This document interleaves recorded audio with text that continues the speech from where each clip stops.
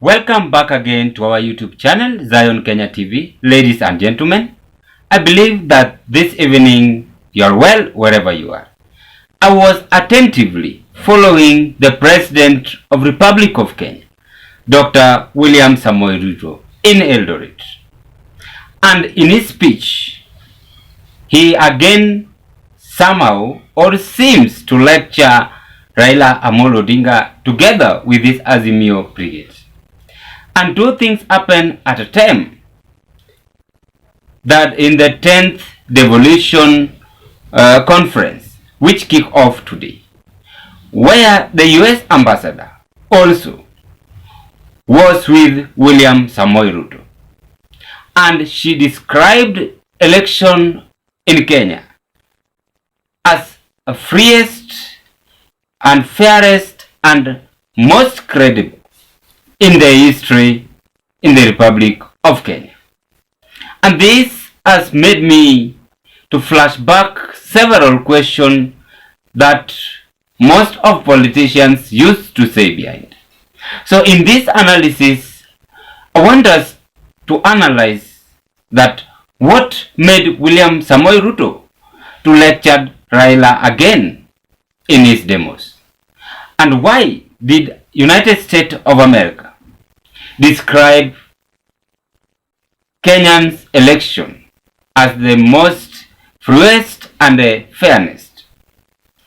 But before we do this, kindly I request you to consider subscribing to this channel.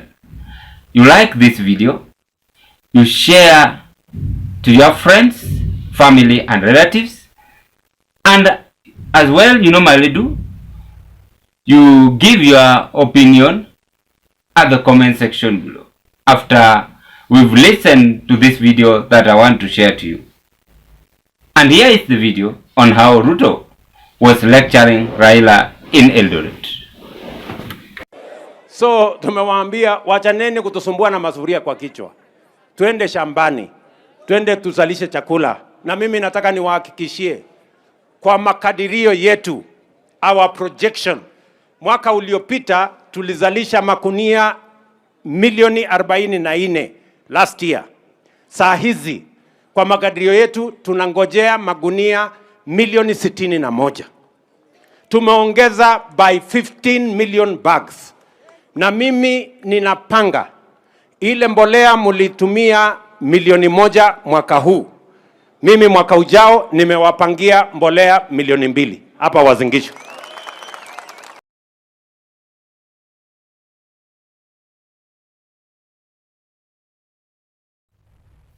The issue of Asla Fund is also raised in that video.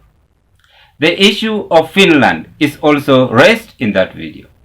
And as we speak, Mandago is at Nakuru cell, enjoying the cool breeze after he actually conned the people in Eldoret. I think I said this, and I appreciate before I do my analysis the president for good job, and I mentioned that name, that Ruto should find more details on this issue.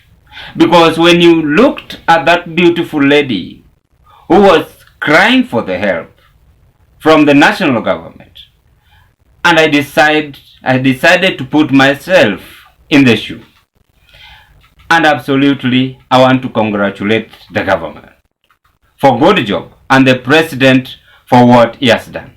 That was, by the way, why was America decides today to describe the IBC or Kenyan election as the fairest, that which has never happened in the history of Kenya. Is it true that Americans were the people who made William Samoei Ruto to be where he is at now? Because several questions were raised when we recall Wafula Chebukati plus the team announced Ruto as a winner.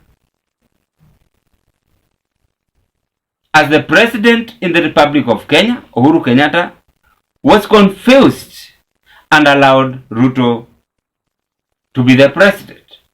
Not that Uhuru was on the wrong side, but he followed the constitution. Now, let's go to that video. In every speech that Ruto made, he must mention the Hustler Fund. I also raised this question to myself. What is the role of Hustler Fund in Ruto's government? Si kwa wananchi, but in Ruto's government. How is it helping the government? What kind of business does Hustler Fund gives the government? We shall come to that analysis. In that video, Ruto is trying to lecture Raila on demos. And I think it is the best time for Kenya to have a peaceful consolidation. For the economy to be stabilized, the president must consider two things here: peace and also allow himself to be corrected. Again, I want to take this chance to correct Ruto, as I corrected him on what happened in Eldoret, and he has done the best.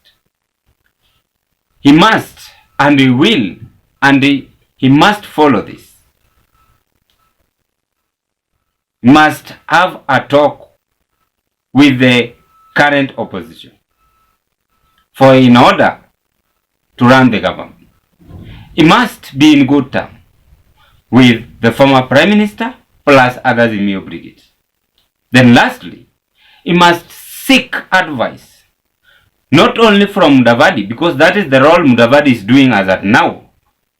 Because there was a petition taken to court for Mudavadi to be withdrawn from the office. It means Mudavadi lacks jobs. But what he is doing as at now is advising the president. So, he must consider that. He must seek advice from Raila. So, I want us to go straight to the key point, why Ruto lectured Raila today in Eldoret. One thing I know is that Ruto is a politician and he knows how to dodge or play his cards. I think he was trying to bring Raila's attention in order to accept the result in that peaceful dialogue which is still going on at Bomas. And what was his aim? By saying that demonstration is not carrying on the sufurias and the rest. This was Ruto's aim. To influence Raila in order for tomorrow to remember that there is devolution conference. Because as we speak, Anne Waiguru has raised alarm to the former Prime Minister, and I think they are meeting in Nakuru as at now, because the Azimio brigades were not interested that Raila to attend the 10th devolution conference in Eldoret. So that was number one, Ruto's aim. Number two, as we know, the country in the Republic of Kenya, the politicians are always the same. Even Ruto always called Raila, Raila always called Ruto. So that was a kind of welcoming him to Eldoret. Even though he lectured him, but he was telling him that this my hometown is not a place to carry those sufurias that you want to influence my people. So he was telling the Raila the real reality, how the ground is. Number three, in that Ruto's lecturing Raila in Eldoret, from that video, it is very clear that these people are not still in good terms. That this demos is making Ruto not to sleep, but to have a nightmare in State House. So that was his aim, to remind Raila, stop demonstration, consider peaceful dialogue. Will it come to pass? And is it going to be success, as Kenyans are waiting for? That was Ruto's lecturing Raila.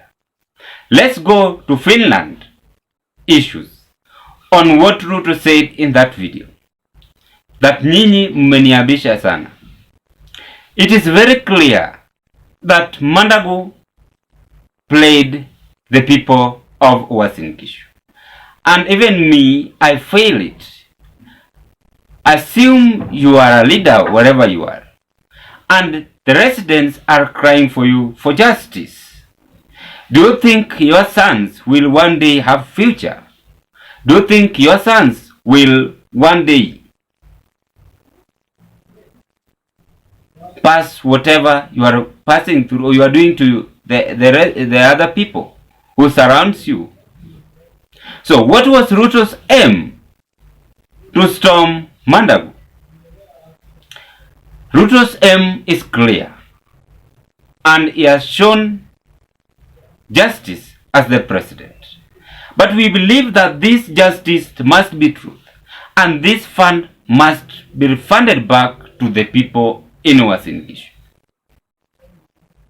So that was also another politics that Ruto was having in Eldoret.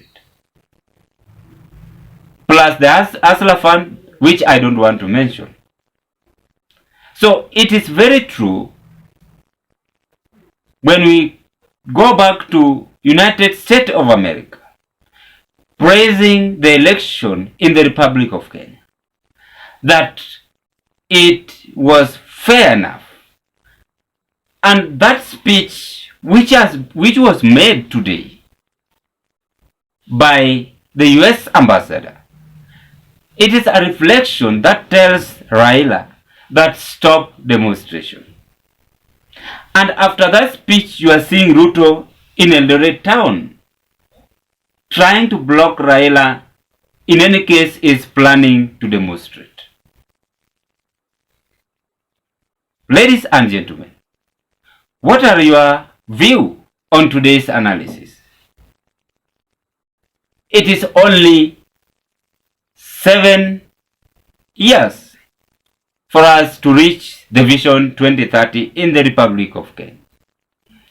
The promises which were made by the politicians, do we have hope that Kenya is going to change, God willing, in 2030? That was the vision which was started by the late Mwai Kibaki. And how will William Samoei Ruto and the deputy Rigathi Gachagua succumb on this issue? Bye-bye, as we hope to meet on another video. Meanwhile, that is what I had, and I wish you all the best. May you have a peaceful night. Remember to subscribe the channel if you've never subscribed it. You like, and you also share to your friends and relatives. Plus comment. The great support that you always offer to this channel has made this channel to grow big. And I'm still advising you, may you continue with the same spirit.